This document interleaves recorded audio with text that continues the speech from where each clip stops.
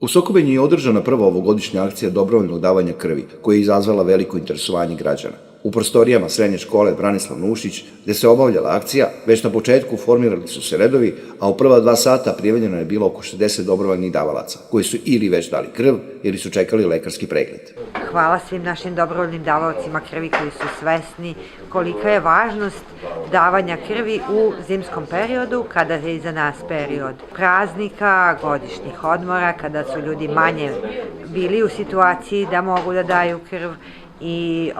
imajući u vidu da smo poslednju akciju imali u oktobru,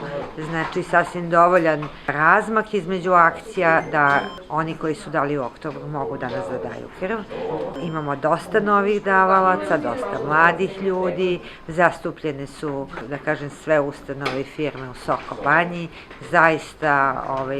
jedan prelep doživljaj i mislim motivacija za one koji do sada nisu dali krv da to učine. Iz Crvenog krsta Sokobanje posebno su se zahvalili srednjoj školi Branislav Nušić, koja je i ovog puta ustupila svoje prostorije, a do kraja radnog dana krv je dalo 118 davalaca.